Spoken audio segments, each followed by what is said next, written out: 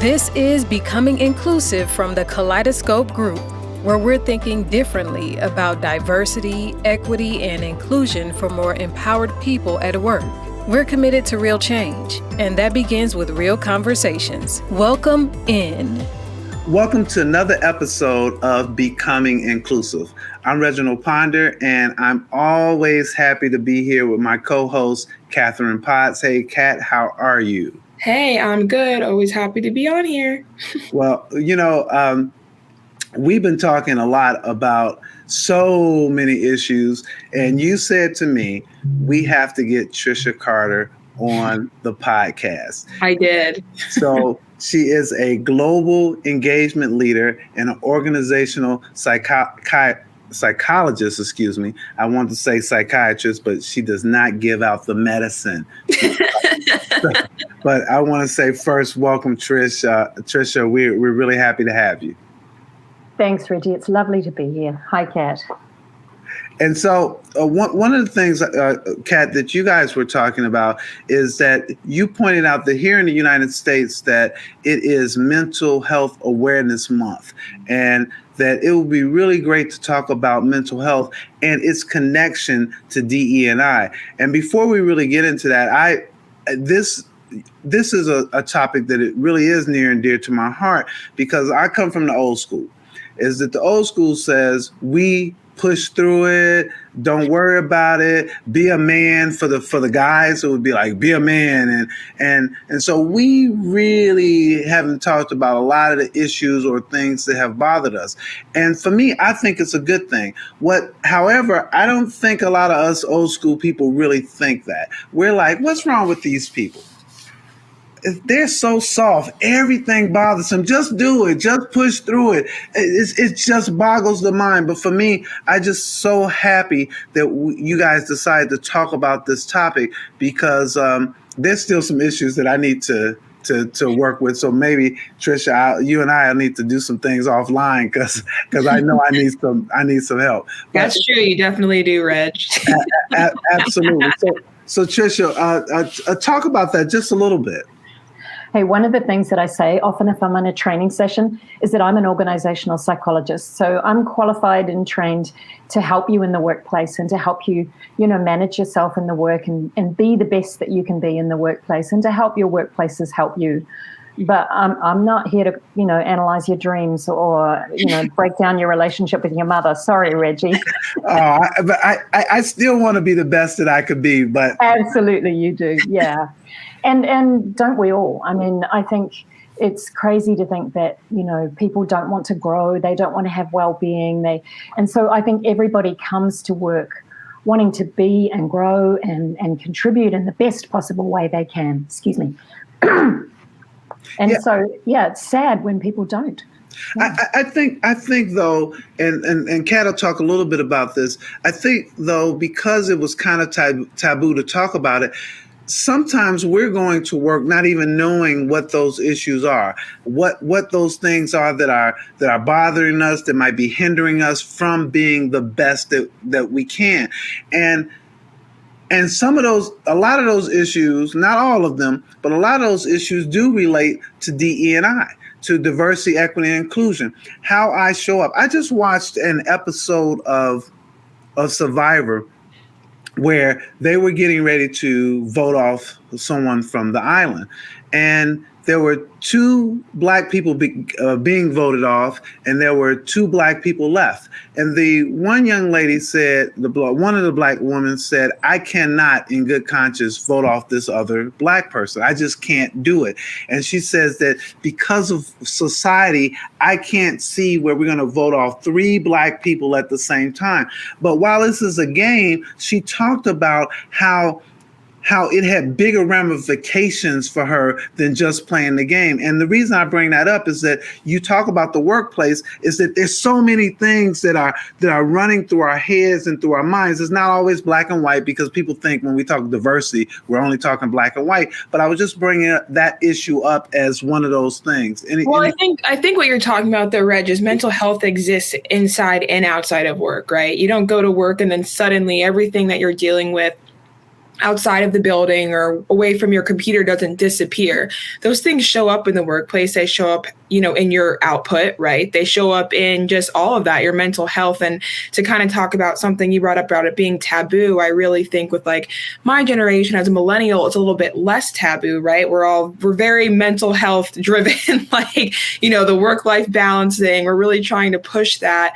But I think it's because possibly in the past there was, you come to work, you show up, that's it. Everything else has to be shut down. What's happening outside can't affect what's happening inside, but that's a part of you. So you can't look at it as two separate things and then expect to be able to have this high level of output. And Trisha, before you jump in here, but the thing that bothers me as a CEO is that I don't have time for that. I don't have time for you guys to come in here to talk about what's happening out there. We got some widgets to make, and we need to get these widgets done. And if my earnings report is not right, we're going to be out of here. So I don't have time for all this. Yeah, I think the best CEOs, Reggie, know that the widgets are made by the people. And the people have to be able to be working at their best. I think in your last podcast with my colleague, Han Lee, she spoke about how policies and practices need to be supporting the people, and that really the human side is the side that's going to get the work done. And if your CEO isn't aware of that, then your CEO has a big problem. And so when we think about people coming to work as whole people, with whatever problems they might be bringing from outside, with whatever experiences of society that they might have from outside, we've got to acknowledge that people come in different places and spaces. And then they come into the workplace, and maybe it's a workplace that forces them to behave in one way or another. And sometimes within that workplace, that might make all those challenges that they already bring with them even more difficult. And so it's how that CEO can design things.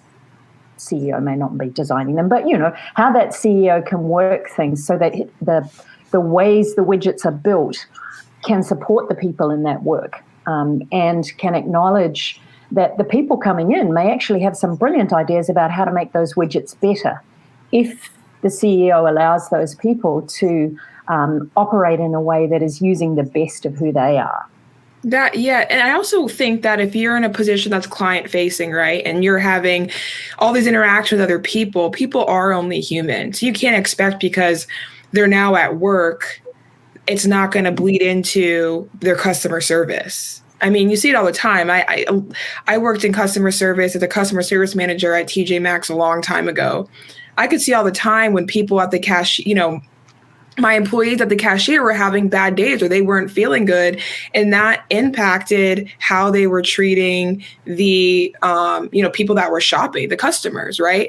And so it's two things. I could be like, pick it up. You know what I mean? Like, no excuse. I don't care how you're feeling. You need to, this is what your job. Or I could empathize and hope that me acknowledging their feelings and finding a solution in terms of just how to validate that in the moment, or say, hey, maybe you should leave a little bit early today, right? And take care of what you need to. Feeling cared about may make them more conscious in the future, right? Of how they are dealing with those issues in the workplace. I love that, Kat. I too worked in customer service, but more on the floor because I was direct facing. I worked for Carson Perry Scott selling men's shirts and ties. And I will tell you is that during that time, the customer was always right. And so what that meant is that you were never right. And so a couple of times someone spat at me, someone cursed at me, and those types of things. And obviously those things affect you, how you work in the workplace, but nobody checked to see how I was doing. They were like, okay, how can we satisfy this customer?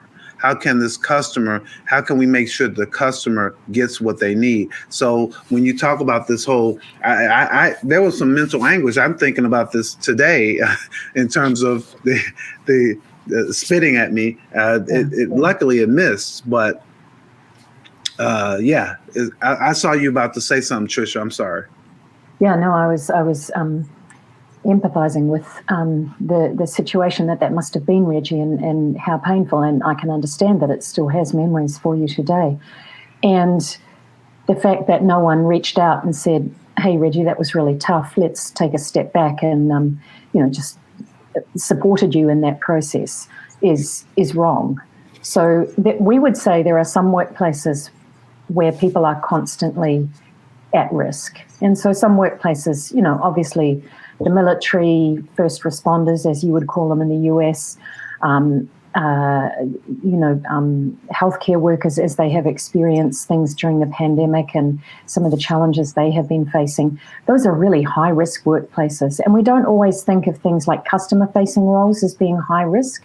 But if you're dealing with a public who is antagonistic, and if you are the face of a minority in that environment, then you're probably at high risk as well. And so an employer needs to think about how people can be supported and how people can be nurtured in that environment. And that might be just, somebody checking in with you as you arrive. How you doing? How's things going? Especially in moments of crisis. And so we've all lived those moments of crisis in the past few years. And, Mental Health Month and some of the international organisations have acknowledged that the increase in depression and anxiety has been significant throughout the world. And not just the fact of the pandemic, but also the underlying social challenges that have been experienced. So in the US, Black Lives Matter, as that spread around the world, and now with the war in the Ukraine, people are feeling the challenges and feeling the pain. And so a good manager, especially after like something that happened on the weekend in Buffalo, a good manager is going to reach out to people as they come into work and say, "How are you doing? Are you okay?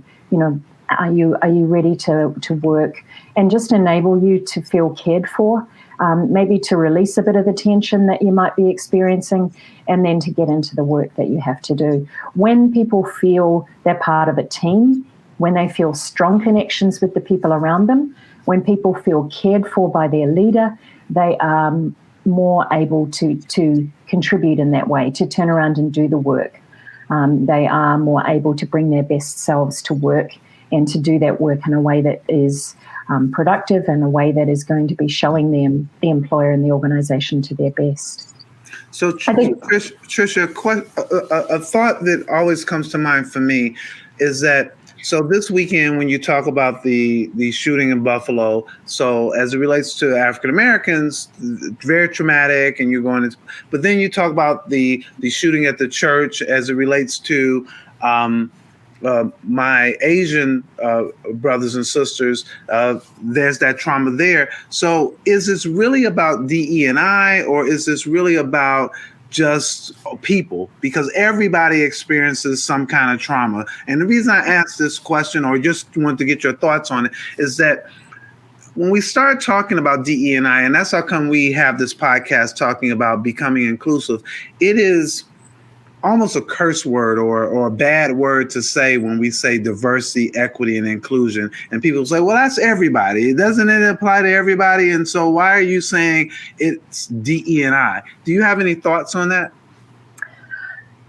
It's a big one. I think there's a number of angles. And so there are many people who would have probably been triggered in some way by the events of the weekend.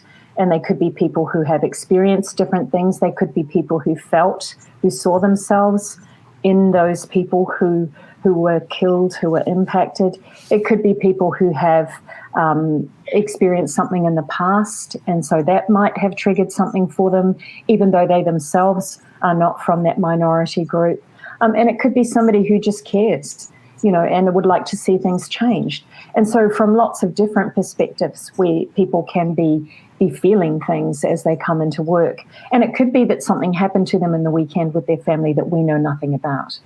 And so from a mental health perspective, a good leader is going to check in with people and just say, how you doing? Everything going well?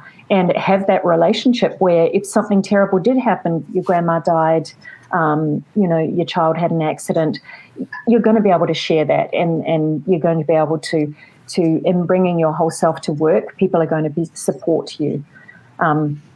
I think when we think of DEI, we recognize the challenges on underrepresented groups. And there's no doubt that the statistics show that underrepresented groups are at higher risk. We look at the suicide rate among LGBTQ, for example, or, I think back to some of those focus groups that we were involved with after Black Lives Matter, when we were interviewing people within organizations, and the pain that, some of the Black people were feeling around what had happened, and then around the fact that they didn't feel supported was just, sometimes I was analyzing, because, that's one of my jobs, analyzing focus group content. And so I was analyzing and could just pick up that pain in the words, and so feeling the words that people were sharing, that was deep and that was painful. And when we look at some of the data that came out of the last few years, when we look at McKinsey's report on women, we can see that women are at greater stress, partly because they've been carrying that extra load of caring at home while also, working in the pandemic conditions. But women of colour were experiencing even greater stress. And so the challenges that people are facing are sort of multiplied by the situations they're in and the groups they're representing. And we can't deny that the different groups experience things more with more challenge. And that challenge, especially if they don't feel supported, especially if they don't feel like the organization values them for who they are, that challenge is going to be even greater. So the risks are there. No, that makes sense. And also it just makes me think of like a really important point that you just made, Trisha, was that you just don't know what people are going through, right? So if somebody shows up is late to work every day, right? It's easy to assume this person is just a tardy person. They're always late, they're unreliable. But what could really be happening is they don't have a way to get to work, a reliable way, and they're trying everything in their power to get on a train, to get on a bus, to get there. It's like taking that extra step, right, to actually find out what could actually be causing this person to not show up their best. And that could even come down to a cultural thing, like you were pointing out, Trisha. Exactly, right? As opposed to just assuming the worst. I think there has to be some room for benefit of the doubt there, and analyzing, what is the root of this, versus assuming that it's just, they're not doing what I want them to do, they're out of here, and they're they can be easily replaced. Absolutely. Yeah. And Trisha, because I think you may know a little bit about this, is that from an eating perspective, what you eat does impact your mental health, correct? Yeah. And so when we look at some of these marginalized communities, what they have to eat is not necessarily the best thing for them to come into the workplace. So it's just so interesting how that plays. I know this wasn't what we were to talk about, but it came up for me because in schools for the pandemic, we learned that there were so many young people who didn't have food to eat at home. And so schools had to kind of scramble and say, oh, geez, I forgot we feed them at least 2 of their meals a day. So we got to figure out how to keep that going so they can be nourished and have the thoughts and things of that nature. It just popped in my head, something a little desperate thought. But I thought, it's like, wow. Yeah.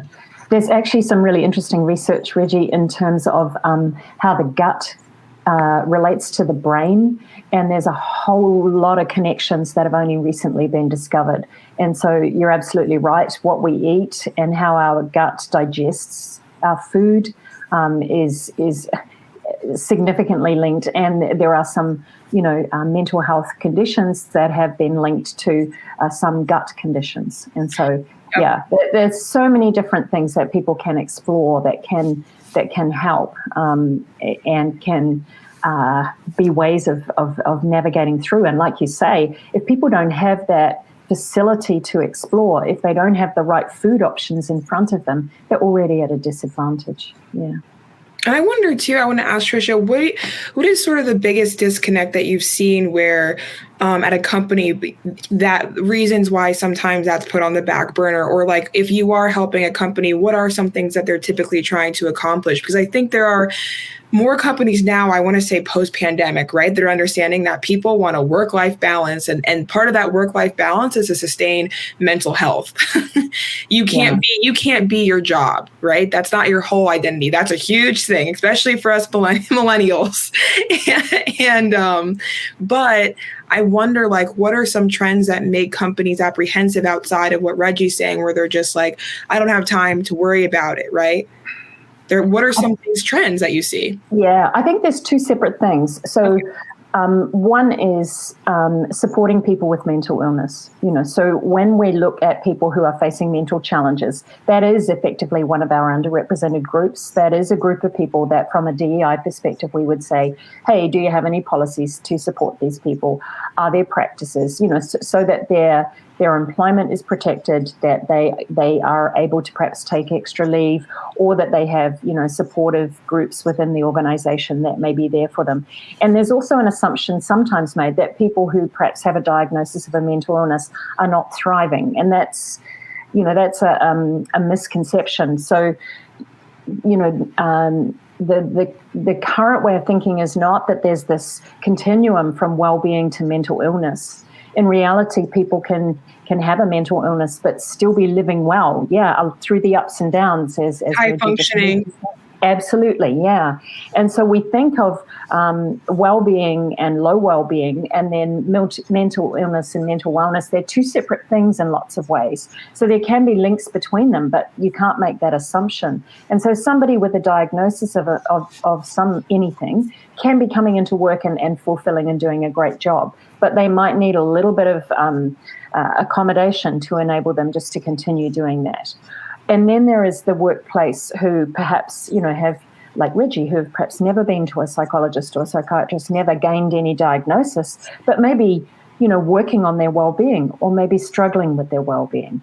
And so through those ups and downs, those people can use organizational support as well. And I think there are a couple, again, of different aspects. So one is the supports that organizations can provide. And some of that is the things that we would say are the things that we would say need to be done anyway. So, are you aware of what your purpose is at work? Are you connected into what the organization does so that you can really contribute? Do you have good relationships with your co-workers? We've already, is your team a functioning team? We spoke before, Kat, on another podcast about psychological safety and how that creates an environment that, enables you to give of your best. So do you have that environment at work? Or is it a team that isn't functioning very well? So are your relationships at work not so good? Do you have that ability to contribute and achieve in the way that you would really like to? So all of those factors can contribute to our well-being, and the absence of them, can block our well-being. And then there's the factor that you hinted at there before, Kat, when you were talking about work-life balance. The policies and the practices of the organisation may be unhealthy. And so there are some places where, an organization might say, be resilient, you've got to be resilient, and then expect you to be on 24/7. Did you know in France it's illegal to contact people outside of their working hours about their work?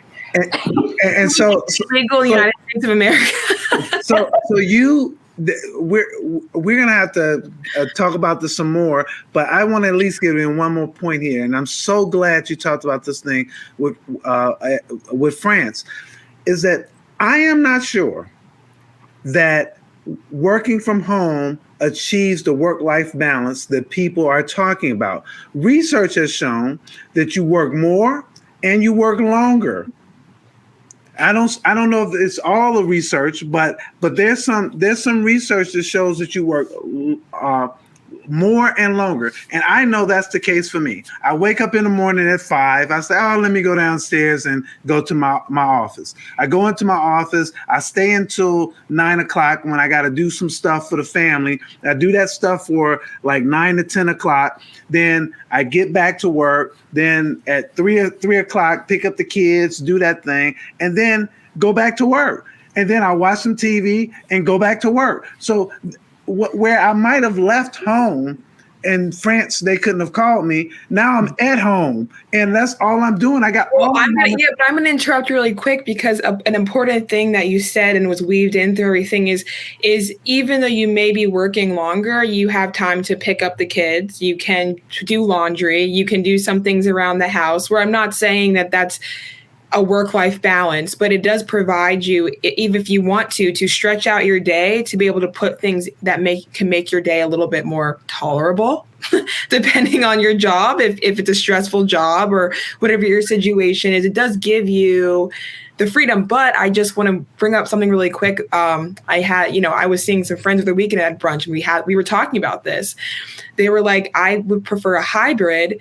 And my friend, he said, because when I'm at home and I get done working, there's no separation between my work and my home space. Now, that's not something that I could relate to because I am so team work from home. Like, I will die on that stake. But I think that does support what you are saying, Reggie. Yeah, last thing, because I want to hear you, Trisha, is that I feel a little bit more stressed. Really? Because I have so much to do. Is that I got all these things that I have to do, and then I have to report to somebody else and say, hey, I really got to take my kid here, or I got to do this hospital. As opposed to if I'm off and if I'm off at 5 o'clock and I go to the hospital, I don't have to tell anybody, hey, I got a doctor's appointment, I got to do this or whatever, or I'm with my kids in the evening. But now I have to kind of juggle it, and people are calling me at home because this is not France.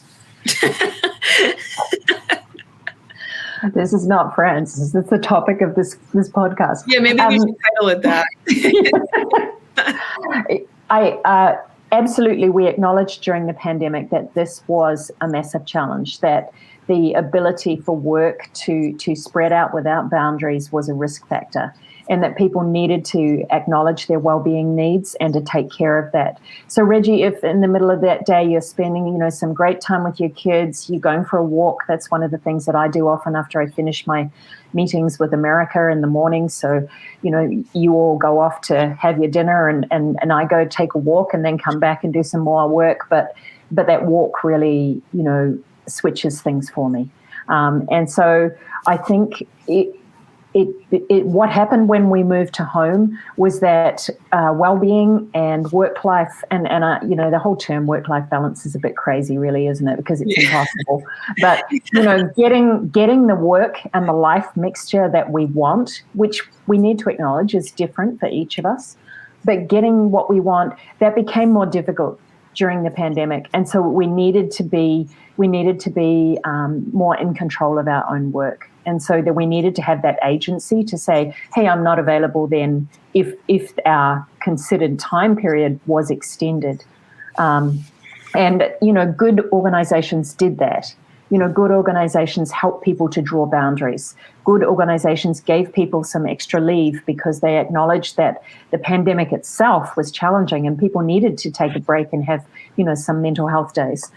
So there are roles for the organization to do in terms of policies and practices, in terms of good leadership. And then there are roles for us to do as individuals. There are things that we need to do to take agency and take control. There's a bit of a joke, sometimes within the well-being industry that organizations sometimes just do the 3 Fs, flu shots, fruit bowls and fitness classes. Well, the fruit bowl disappeared because we're not at the work. But sometimes organizations do pay for those fitness classes. But it's more than that. It's around the policies. It's around supportive management. It's around good teams. It's around people being able to say, this doesn't work with me right now. I need to have an adaptation. I need to have some accommodation. And when I come back, after I've picked the kids up, when I come back, the hour that I give then will be the best hour of the whole day, or, however it is that works for you.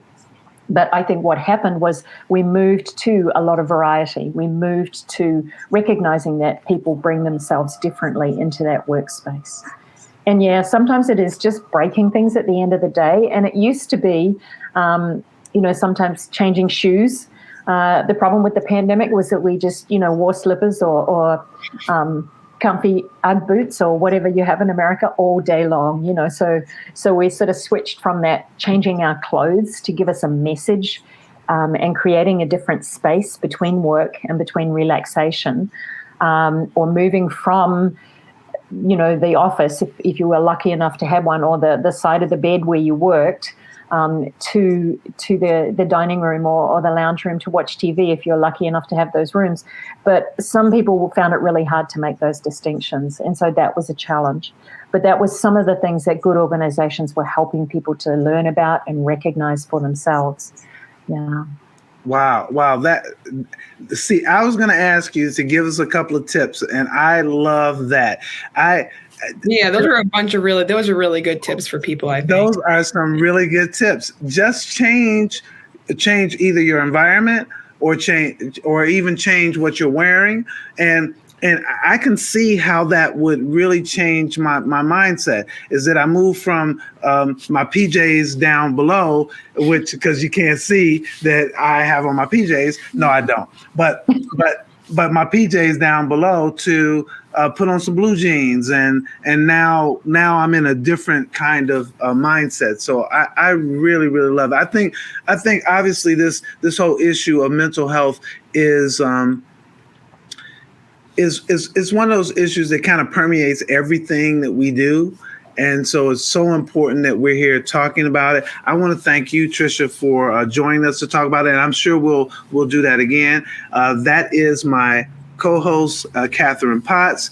That is Trisha Carter, global engagement leader, and she is an organizational psychologist. Good job, Brad. I want to say psychiatrist so bad, but she doesn't give out the medicine. No, this is Becoming Inclusive. Thank you so much for joining us, and we will see you guys. No, we will see you folks next time. Thanks for joining us, and a special thanks to our subscribers. Consider becoming one today. Becoming Inclusive is presented by the Kaleidoscope Group, your full-service diversity, equity, and inclusion partner serving clients worldwide. Learn more and continue the conversation at kgdiversity.com.